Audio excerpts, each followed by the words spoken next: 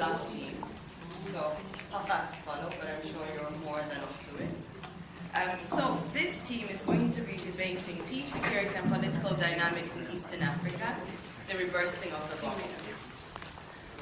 And so we have the African Union Director for Peace and Security, that role being played by our fellow Dennis Luko, who's from Uganda, from that end. And then we have the role of the President of Kenya, being played by Kiale Nyayana from Nigeria, right next to me. And then we have the role of the former Vice President of South Sudan, being played by fellow Patricia Nangiro, over here.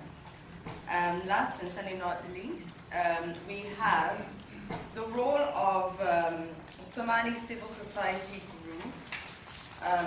You think we probably have to include that there. But it's being played by our fellow Emiola Oyefuga from Nigeria. Yeah? So thank you very much, and with that I'll hand over to our chairman. Ladies and gentlemen, since the collapse of the Somali state in 1990, the rest of East Africa has been gradually sucked into chaos in that country. Now, newly independent South Sudan has added to the instability in the region, with Kenya having to deal with its own internal problems while trying to address regional instability. To discuss these issues, we have the Director for Peace and Security of the African Union, Brian Gasimwane. We have President Uhuru Kenyatta, and we have the former Vice President of South Sudan, Riek Machar, and Zainab Hassan of the Heritage Policy Foundation in Mogadishu. We'll have opening statements from, starting with the Director for Peace and Security. Yeah, thank you very much, Mr. Moderator. A very good afternoon to you all. This is a debate where we are discussing pertinent issues in the East African region of Africa in regards to peace and security. And I should reiterate the fact that working through the framework of the 2004 Common African Defense and Security Policy, the African Union remains committed to issues of peace and security on the continent. The peace and security protocols have allowed for the establishment of some arms that are helping us to beef up our responses to the situations of peace and security. However, we are still facing some challenges, but I'm sure with the agreement of the member states, also in the East African region, on the agreement about the establishment of the African standby forces, we shall get there. Thank you. President Kenyatta. Yeah, thank you very much for inviting me to this debate. This debate provides the opportunity for me, as the President of Kenya, to highlight some of the issues that have faced Kenya in recent times. You remember the post-election violence in 2007. You also remember the issue of the Al-Shabaab attack on the Westgate in 2013. And more recently, the issue of ISIS, which has more or less polarized Kenya. And I'm here this afternoon to highlight some of these issues and give updates on them. Thank you very much. Riek Machar. Good afternoon to you all. Thank you for inviting me to this important peace and security debates for Eastern Africa. As you may all be aware, South Sudan is currently engaged in an armed conflict between the government troops and my resistance forces. I want to re-echo the fact that the conflict in South Sudan is not a coup. Nobody really wants a coup. President Kiir only used me as a scapegoat to spite the SPLM party rivals so that he can to resist reforms so that he can remain in power as long as he wants to. I and others in the SPLM merely wanted to democratize the party, which Kiir is totally against. I must say, I myself and many others, I'm tired of war, and I re-echo I share views with the rest of the people in South Sudan who do not want war anymore. We want our people to reconcile. we want people to develop so that we can catch up with the rest of the world.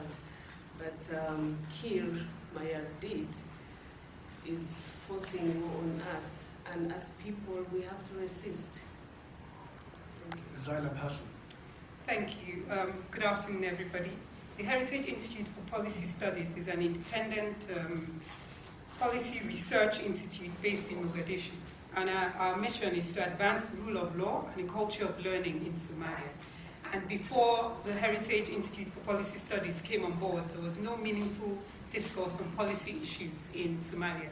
So it's good to be here to have this opportunity to discuss some of the issues affecting Somalia. Thank you.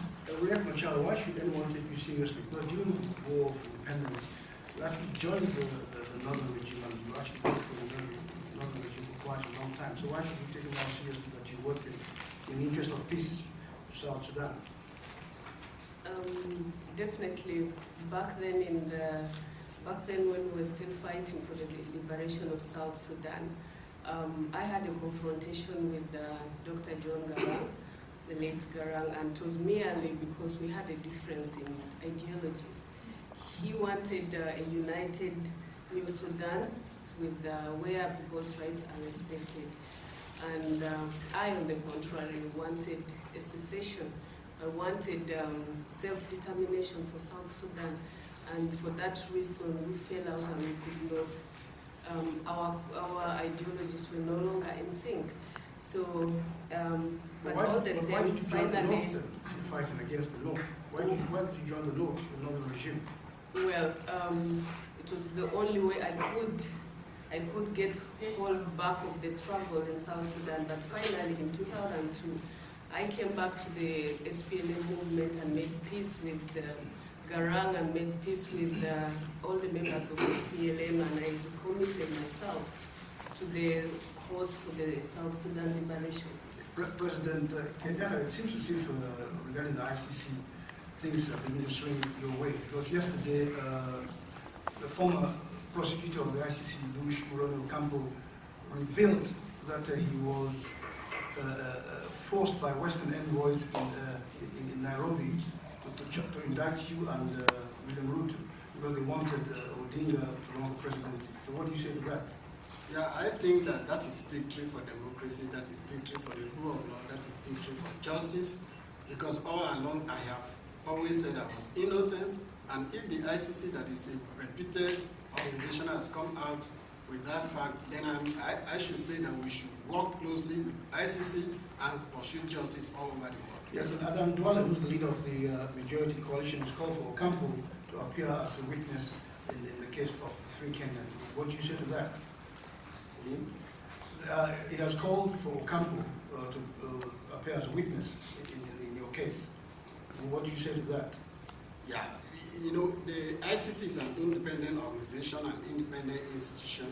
They have their rules and they have their procedures. I cannot intervene if they find any suspect that is, you know, necessary for prosecution or anybody that can give witness. They have the right to go ahead and do what they need to do. Okay, so I mean, you mentioned Westgate. What has happened to the bodies of civilians who were in the shopping mall that have not been released to the relatives and friends? Yeah, I don't think there are any other bodies that have not been released. No, but people who've got the relatives who went in there say they haven't seen these people since the attack. Yeah, it's not disappeared into thin air. That's what we hear daily on the, in the news and all that. But our records suggest that everybody, I mean, all the bodies have been released, and we don't have any record of missing people. Zainab Hassan, how does your organization work in a region which is so chaotic? And are you effective? The security issue in Somalia is still a major concern, to us. The organization started work in 2013, early 2013, so we're just basically one year plus, working in Somalia. It's been very difficult, but we have to be there. Someone has to do the work. And a lot of international non-governmental organizations have had to leave Somalia. They can't work in Mogadishu. But we have chosen to stay there because it's important that we work with the people of Somalia. Director of Peace and Security, it seems as if the peace and security Council is not working at all for the African Union. It's not fit for purpose. What do you say to that? Yeah, the Peace and Security Council should be saying that it is not working for the continent, then I put a lot of question marks. And the Peace and Security Council protocol calls for collaborations with the regional economic bodies, with the international community. And so if you see IGAD intervening in the East African region, of course we are working closely with IGAD, which is the Intergovernmental Authority on Development. In Somalia, the AMISOM is there, and the AMISOM went to restore order and help in building the Somali state.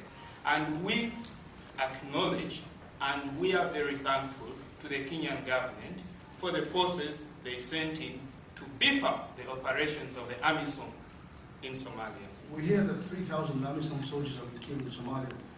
Is that figure correct, or are you hiding the true figure? Mr. Moderator, if I might also come in there with regards to Somalia. It would be very good if the President and the AU chairperson could, respond to the allegations of atrocities committed by the Kenyan forces and AMISOM forces against Somalian citizens. First and foremost, what about the casualty figures? Yeah, the casualty, we should acknowledge the fact that, of course, during war, during the conflict, there is exchange. But the figure, that is an exaggerated figure. 3,000. The AMISOM, the African mission in Somalia, is not that's an exaggerated figure. If you want, we can avail reports and documents that show how we are faring in the Somali situation. So what's the correct But we are. What's the correct figure? Yeah, the correct figure, actually, I'm not precise on the correct figure, but the generals that are taking charge of the mission are yet to feed me with the data, so and I will be able to present it in another format. You don't have the figures. No, it's because this is not the first time that I'm hearing this. I have consulted my defense officers in the state of Somalia, and they are saying that it's an exaggerated figure. They don't know. They don't know. They should give you the figure. And if this is the first time. Yeah, they are still working to establish the exact figure of the people that have died in Somalia, but it's not 300. They confirmed that. President Kenyatta, since your forces have played a major role in Kenya, what do you say to that about the death toll? AMISOM forces, Kenyan forces. Yeah, actually Zainab said a report, but I'm not even aware of the report. She didn't even care to mention the name of the report. I know that my soldiers are very disciplined soldiers, well trained, and if there are any atrocity committed by them, they will face justice. Yes. Thank you very much. My name is Muzwani. I'm a research student at the University of Nairobi. And my question actually is to my president, President Kenyatta. It's nice to see you here. We never see you at home. So it's nice that we get the opportunity to come here, where we see you sit with other human beings to discuss. It's good for you.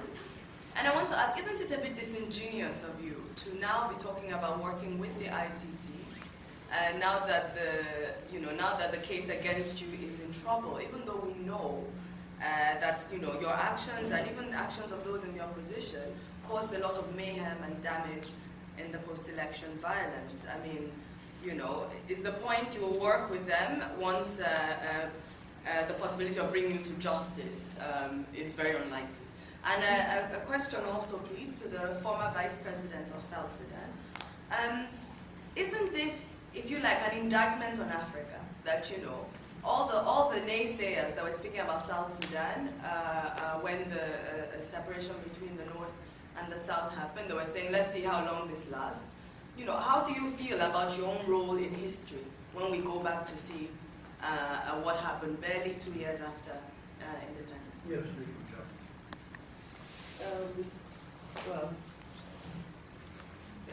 Definitely my role in history.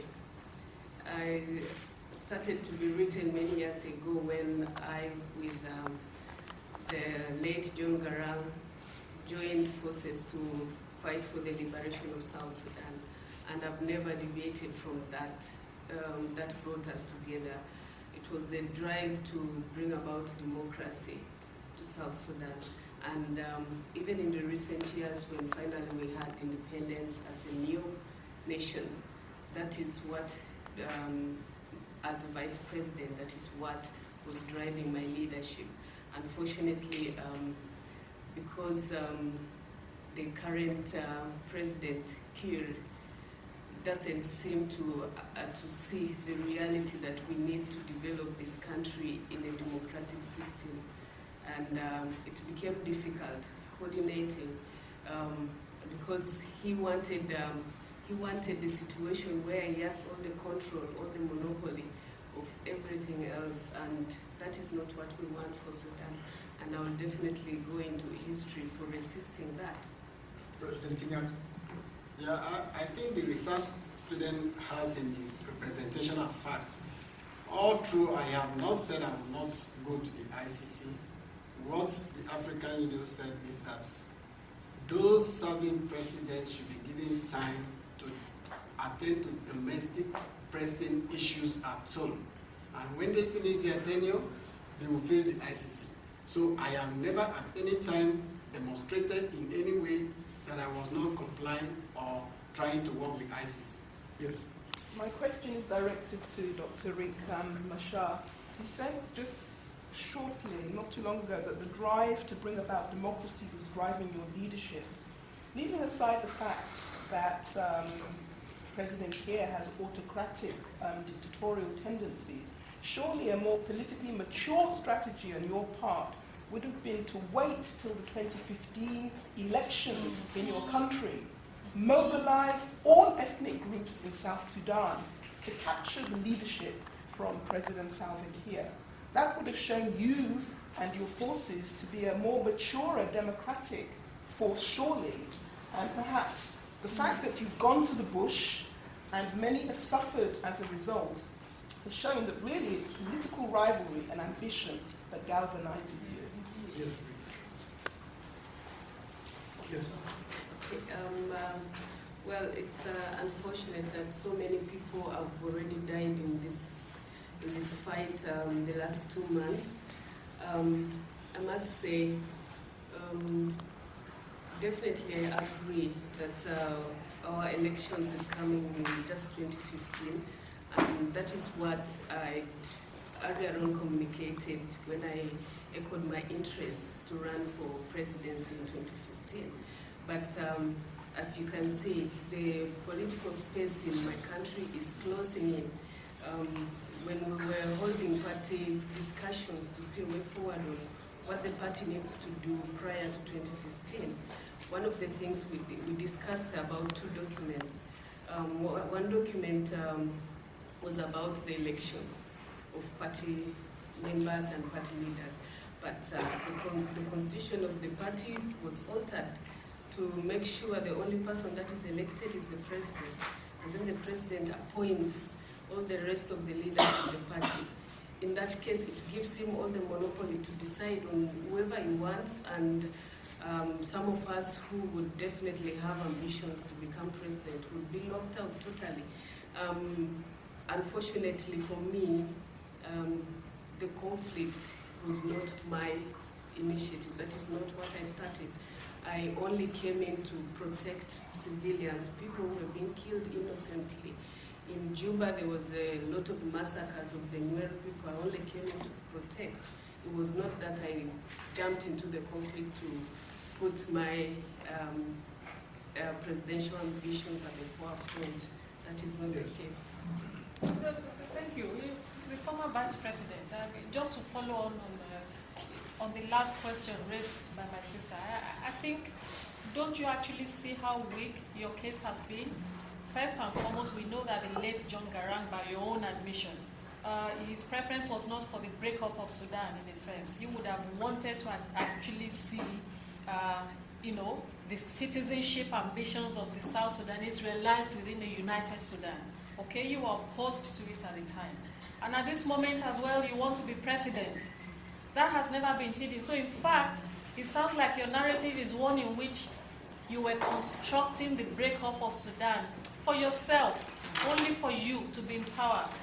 For as long as you're not in power, there cannot be peace in that place. How do you sleep at night, seeing how many lives have been lost, as a result of your political ambitions?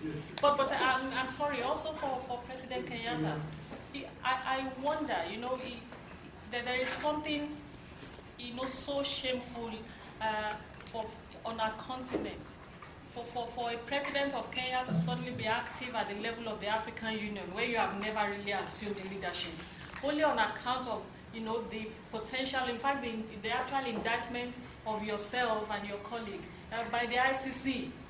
And we have not seen you really actively pursue justice at home for all those people who suffered as a result of that post-election violence. I wonder to how all of you sleep at night, our African leaders. How is it that you have not once initiated something, even at the level of the African Union, asking for support to help you look for justice for all those people who either died, are displaced after those elections? What else do you stand for? Can the president tell us what he stands for in Africa apart from the ICC agenda? Thank you. You are definitely right to ask, to question me about whether you sleep at night. I definitely will tell you that I do not sleep because I'm in the bush. At the moment, I'm only here to be in these discussions, to air out the issues that are happening. I mean, the conflict that is going on in South Sudan currently. I do not sleep because what is pushing me to be in the bush is to restore a democracy in South Sudan. I mean, you can say that I've been everywhere fighting, trying to secede, even during the last the 22 years of the former conflict. But again, it would be very difficult for South Sudan to continue in a system that was so repressive, that was not helping them, even the people of South Sudan, that was not helping them to be able to determine their own governance, and secession was just the most timely thing to do. At the moment, what I'm only fighting for is to restore democracy. I'm not fighting for another secession or a breakup of South Sudan. So, I'm sorry, Mr. Moderator. Is Vice President, former Vice President Riek Machar saying that if there's democracy, you don't care to contest anymore? Will you give up that ambition if at least the system changes? Or would you still want to be president of South Sudan, the democratic South Sudan? Well, where democracy prevails is where I would want my leadership to be exercised. And that is the main reason why I'm trying to organize a movement that will bring about that.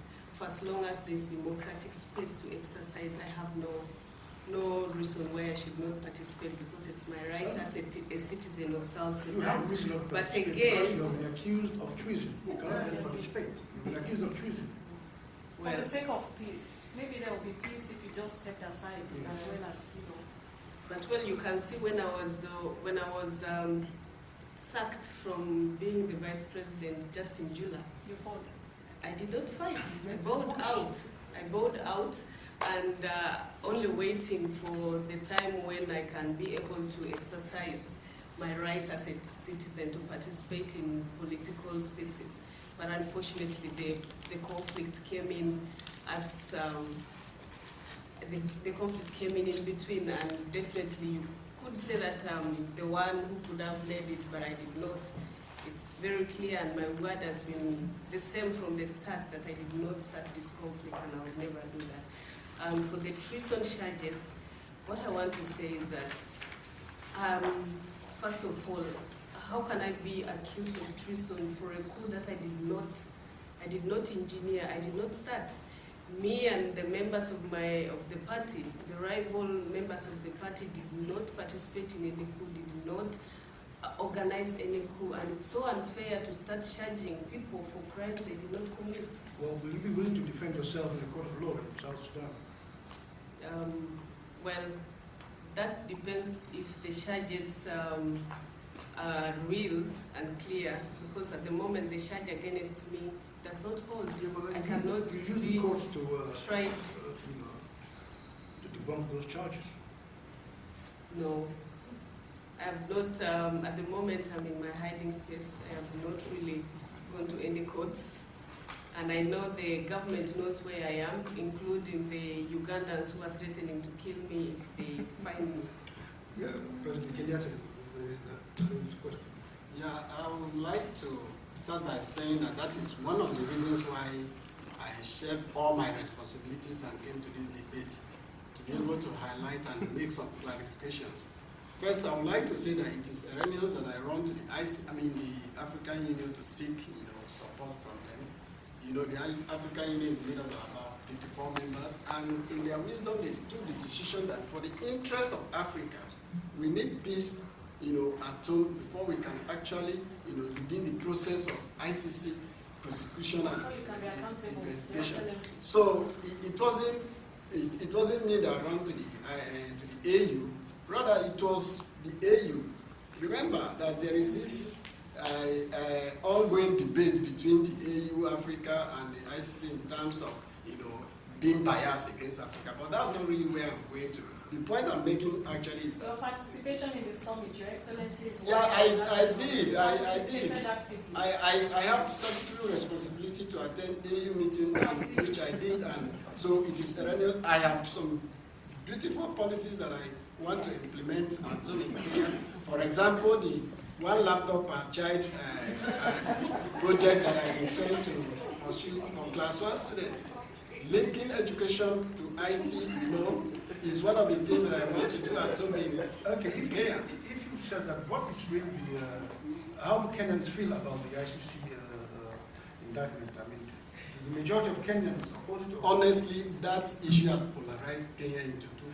Well, but I mean, Ocampo himself in the interview said that Kenyans, a lot of Kenyans support the indictment because they're now naming the children after him. Not really. Not really. That's part of the press exaggeration. Not really. So what Ocampo himself said? What's the situation on ground in Kenya is that ICC had actually polarized that society into two. Yes. Not you.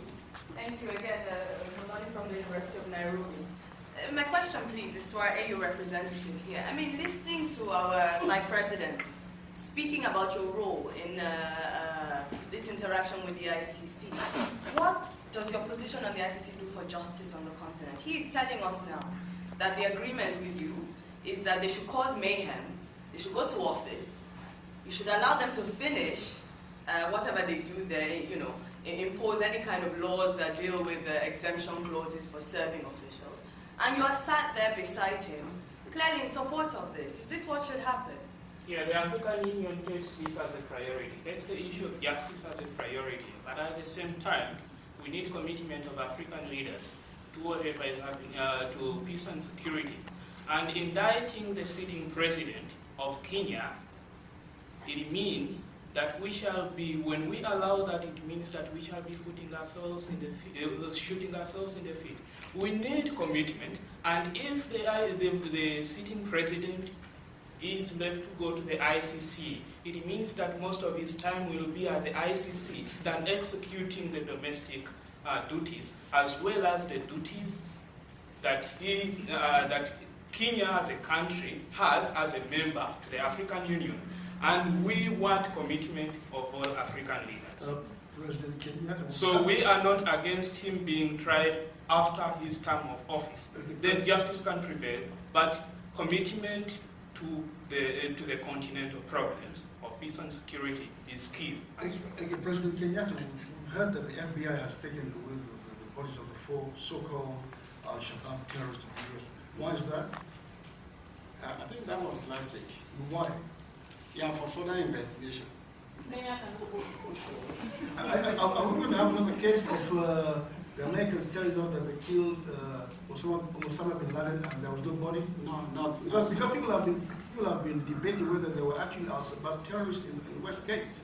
Of course, even the terrorists themselves make declaration accepting responsibility. Anyone can set up a Twitter account and say he's from Al-Shabaab. So And it was very clear, open, this thing lasted from 21 September to 24th. So it's not an issue that is open for, to debate. It was actually, an attack on my people, which I am really very grieved up to this moment. Yes. Yes, I have a question for the AU official and another one for the former president of Southern Sudan. My name is Munira Shayeb. I'm a Tunisian freelance journalist.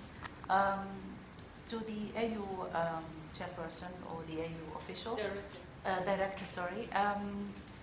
The AU has been compared to the Arab League, where there have been so many conflicts in the Arab world, and the Arab League is just condemning this and condemning that and issuing statements. And now, with more conflicts, it's just keeping quiet. Is the AU simply overwhelmed with the conflicts on the African continent? And to the former president of Southern Sudan, when your republic was established about just over 2 years ago, it was described as a beacon of hope for Africa, but apparently there has been too much competition over power between the various parties and economic gains, and a lot of people say that the conflict, the recent one, which is a bloody one, could have been easily avoided. Do you agree with that? Yeah, definitely I agree with you. It would have been avoided, and as you know how the conflict unfolded, the presidential, it was only as a result of a clash between the presidential guards, which definitely makes it clear that the president himself would have stopped the conflict before it got any far. And unfortunately, it appears as a strategy that was used to round up the rival party members who were against the president's rule or the president's dictatorship, and some of us became victims of that. It definitely would have been avoided, and I know at the moment, as Riek Machar and the resistance team in South Sudan, we are committed to ending the conflict. Even as we had talks to cease hostilities recently, we agreed that we were going to do that immediately within 24 hours. And it turns out that on our side, we did that.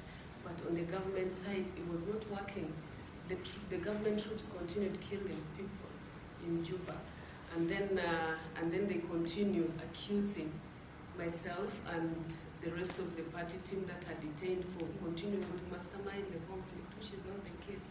But like you said, South Sudan is still going to be that hub that everybody thought was going to be. The Director of Peace and Security. Yeah, thank you, the freelancer journalist from Tunisia. Is the AU overstretched on the conflicts about the conflicts on the continent? I would say no. Overwhelmed? No, is it overwhelmed? I would say no. Though we still face internal problems, such as, the facilitation is still lacking, it is overstretched. But at the same point, the Peace and Security Protocol, the Peace and Security Council Protocol allows us to form partnerships, and we have started with the formation of regional brigades in the East, from West Africa to South Africa to East Africa, North Africa, and Central Africa, and these are brigades that are going to be operational beginning with by the end of the 2015. How many of the brigades have you even used, even as test cases? What have you done with those brigades? That's why I'm saying that we are still forming them. We are still. But surely you have some planning elements. West Africa has showed some reasonable progress. The West African region has showed some reasonable progress, and I believe that other regional brigades are also catching up. And we gave a deadline of December 2015, and trust me, take my word, we shall be. Are you sure that you'll have a Southern Brigade? Because there's this hegemony between South Africa and Zimbabwe, and that is causing a problem for setting up the Southern Africa Brigade. Yeah, of course, we've always encouraged the SADC, the South African Development Corporation, to deal with these differences between Zimbabwe and South Africa, so that we can realize the agreements that we reached as far as the formation of the South African Brigade is also concerned. Hi, my name is Zainab. I volunteer for the Islamic Relief Fund, and my question is directed to the Somali civil society. Yeah. I just wanted to know what your organization is doing to ensure that Al-Shabaab is not winning the war in terms of recruiting young Somalians at home and in the diaspora. We're working with the government in Somalia, to look at how... But it's not government. There is a government in Somalia. Can you have a government located in the airport? There is a government in Somalia. We're working as best as we can with them currently in Somalia as it is. We're working on the issue, and that's why I'm so glad that I'm here, because the issue of recruitment of child soldiers is something that's very dear to our heart. Apart from Al-Shabaab, recruiting these children, we have heard allegations that AMISON, as well as Kenyan forces, are also recruiting child soldiers. They go into schools and they force the children to sign up, kids aged between 13 and 17. So it's a question I throw back to the AU director and the president of Kenya about, what they're doing. I can't understand. We can't understand this. Yes. My name is Mohammed Aslam from Mombasa. I want to direct my question to my president, Uhuru Kenyatta. Mr. President, you well understand the issues about the Al-Shabaab and the resistance that have occurred from the northeastern region. What are you doing to make sure that the Al-Shabaab issue is actually dealt with conclusively? Yes. Let me say this from the beginning, that terrorism is not easily, defeated. But my government is poised to defeat, the Al-Shabaab terrorist group. I am trying to reorganize the security system in Kenya, not just from the military perspective, but also from, the socio-economic perspective. Trying to bring all the citizens on board, reorganizing my security system, equipping the police, equipping the military. But my word for you is that we have that determination. And in fact, what happened in September 21 to 24 has provided that kind of support that we need from Kenyans to be able to defeat outrightly the Al-Shabaab. But your government has consistently targeted Muslims in the country. What do you say about that? That is not very correct, because I know that an attack on the Muslim in Kenya will incite the Al-Shabaab, and create frustration among these Muslims, created the opportunity for them to recruit. So I know that for sure, that if I am attacking the Muslim, I'm inviting more attack on me, because when you attack these Muslims, they become frustrated and they become easy for recruitment by Al-Shabaab. Yes. So that is not true. Yes. I think the president doesn't know what's happening in his country. Only last week, your forces attacked the mosque in Mombasa and killed several young people. And you are saying you are not attacking the Muslims. Number two, we are having a serious problem with the Somali refugees, whom you are trying to repatriate back into Somalia, even though you know that Somalia is not safe for them. And you are sitting here telling this distinguished panel that you are not attacking Muslims. Can you convince the panel that what you are doing will eventually create peace so that we don't have another Westgate attack? Not really so. Let me start with the issue of repatriation of refugees. On November 7, 2013, I had a meeting with the UNHCR and the Somalia interim government. And the agreement was that this year we'll start to repatriate them voluntarily. I work with the UNHCR and I work with the Somalian government. So it is not a case of forced, repatriation. I do not agree with you on that. So, it's a case of forced repatriation. It is not. It's what I'm saying is on record. We signed an agreement on the 7th of November 2013. And we are engaging in voluntary repatriation.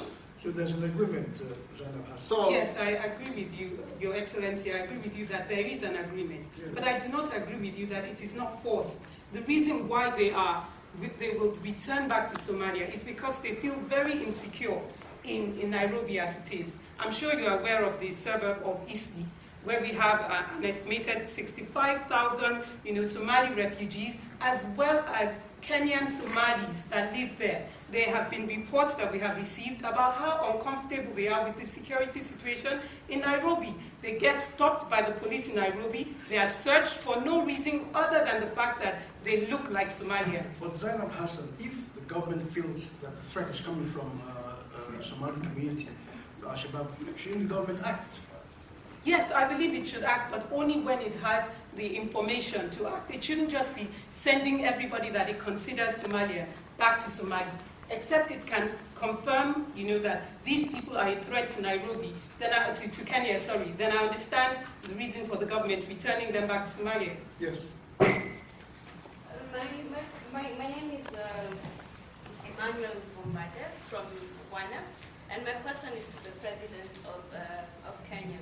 You say that you're engaging civil society, and not too long ago we had changes from your government and the parliament on the civil society bill on the constitution and the legal.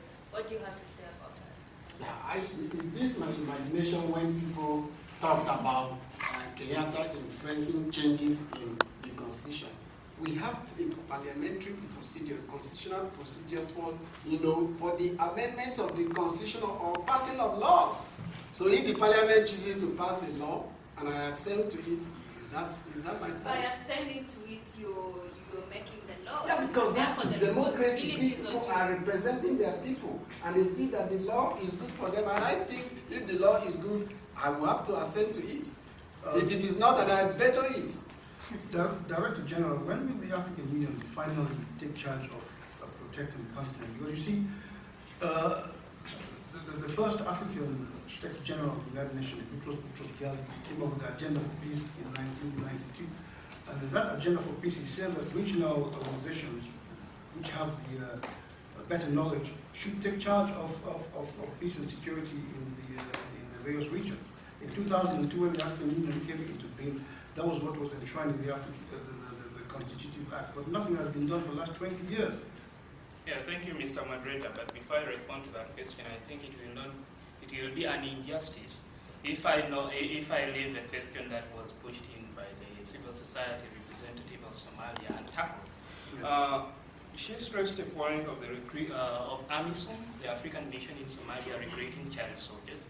This is new information. This is the information that I'm receiving right now on this panel. Second, that is out of the mandate of the African Union mission in Somalia. We are not there to recruit child soldiers. We are there to restore peace and security in the country and help in the building of the government of Somalia. And if we are going to work towards establishing whether this is the truth on the ground, and if we find that it's the truth, then we shall bring the perpetrators to book.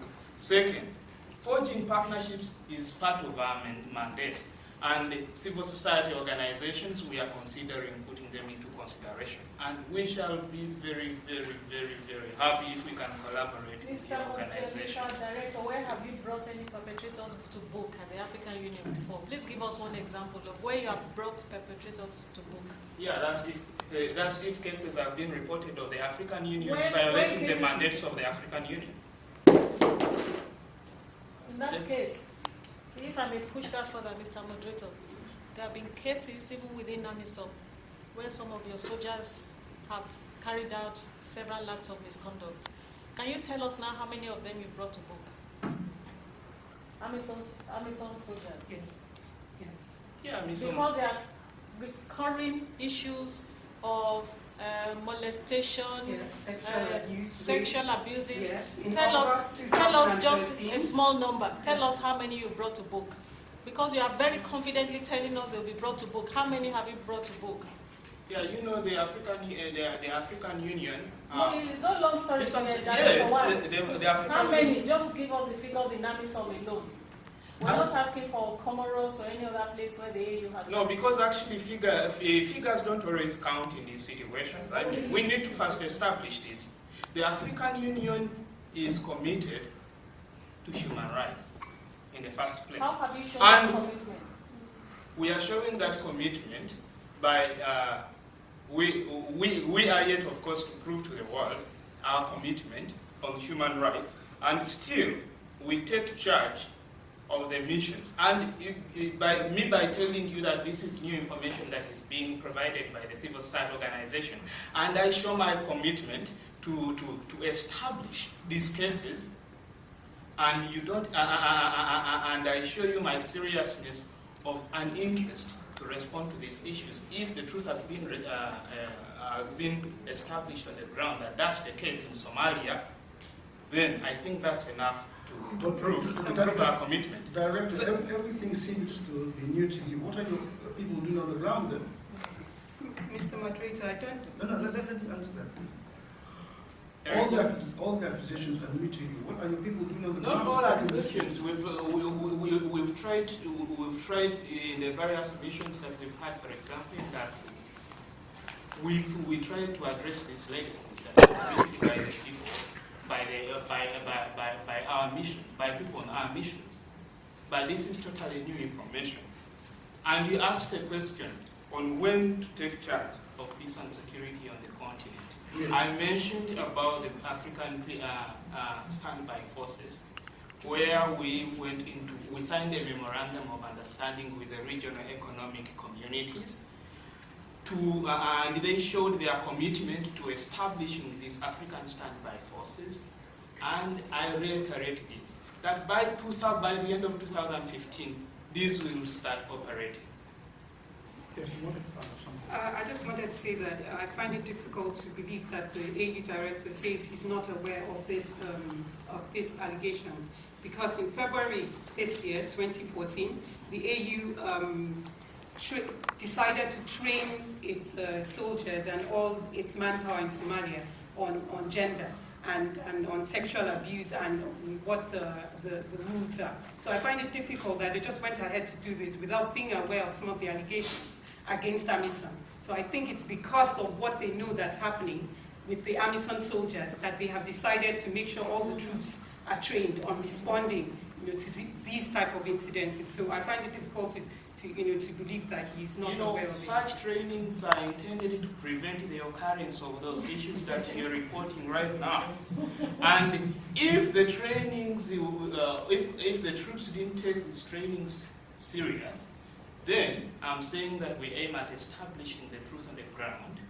And I continue to seek partnership with your organization, because these are the channels through which we shall get first-hand information, and we respond immediately on these issues, because peace and security is at the core of our operations in the continent. Question for Mr. Riek Machar.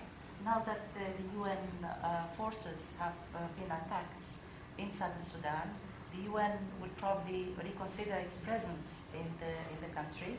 Would you think about maybe talking to the political leaders in the north of Sudan, after being so happy to split up from that part? Definitely no, because first of all, I want to explain that the attack on the UN forces in South Sudan was not something that was intentional. It only happened that they happened to be in the area where the clash was going on at that time, and the forces fighting were not aware of their presence. It was only a coincidence, not really against the UN. We are not against the UN being in South Sudan, because they have to protect the civilians, of which that's the same cause my troops are doing. But I will definitely not go to the north to ask for them to come on and support systems in South Sudan, because we are trying to establish independence in South Sudan, and we're trying to do everything that we can to stand on our own. we have the resources, except that what I'm trying to push is for the good governance of this country and the resources, and there's no way North Sudan can be part of the governance process in the South. Okay, just one final question. President Kenyatta, coming back to Westgate. It's now been established that Western intelligence forces told you about the attack on Westgate, but it seems as if the government never reacted in the way it should to stop the atrocity. Most often when we talked about this issue of terrorism, we first of all approach it from the point of view of blame. And that does not help us to address the issue, as take A, terrorism.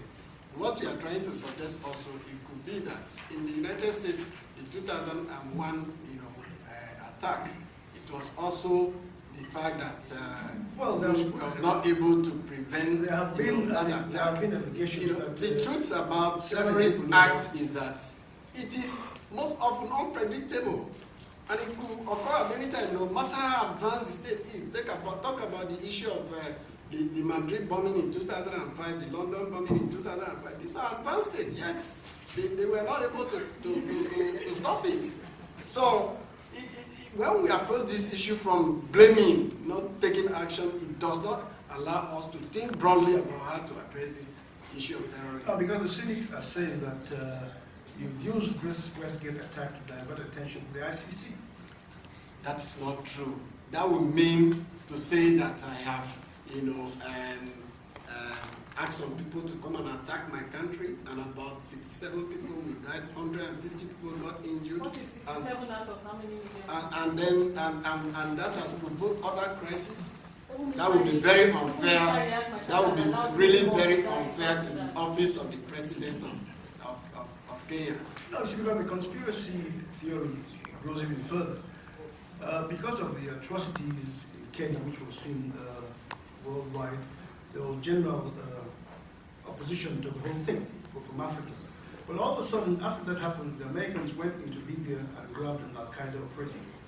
The special forces went into Somalia, tried to grab an Al-Qaeda, Al-Shabaab operative. They failed. So, but if there had not been the Westgate atrocities, I think Africans would have complained about America again intervening unilaterally in African soil.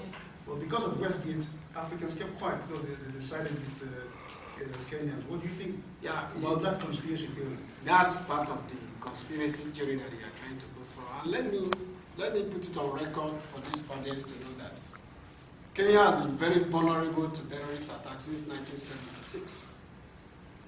Between 1976 and 2008, Kenya had experienced 1,000 terrorist attacks. So, will you now say that all these attacks were, instigated by Uhuru Kenyatta? No. So, I want to make a comment in terms of the way in which we perceive terrorism, whether it be the Westgate and crisis, Al-Shabaab or Boko Haram, or even the 9/11 in terms of conspiracy. I think we must try and look at it from this prism or this paradigm, that essentially, if you want to get rid of mosquitoes, you must drain the swamp, the conditions that breed mosquitoes. Therefore, in terms of analyzing society, a nation, or the world, we must look at what are the socio-economic, political factors, ecological factors that drive, that generate, that give rise to people to become terrorists. And therefore address those problems, whether it's of political, economic exclusion, whether it's the people in the Niger Delta, taking people as hostages, whether it's in southern Algeria, the hostage crisis there a few years ago, whether it's Al-Shabaab. We need to look at the fundamental economic, political, socio conditions that give rise to the swamp of mosquitoes. I agree completely with you.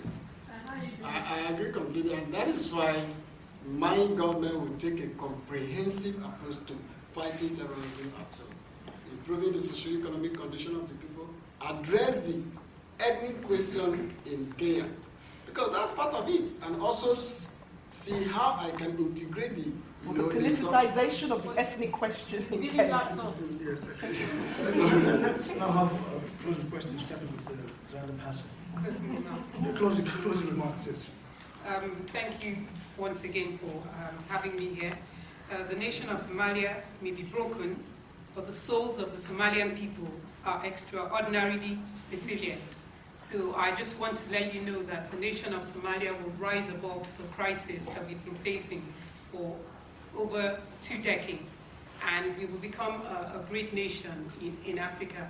I feel a bit disappointed that the AU director and His Excellency the President of Kenya were not able to respond to the allegations of their forces in Somalia, the atrocities committed by their forces in Somalia. But I believe that after this meeting, they will grant me an audience to be able to discuss further with them about some of these allegations. Thank you. Thank you.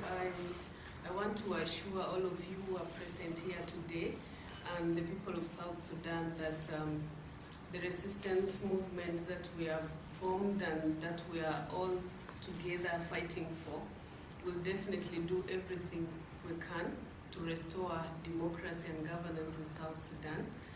And I also want to bring to your attention that Salva Kiir is a discredited leader who has lost the support of over 11 million people in South Sudan, and therefore I want him to resign.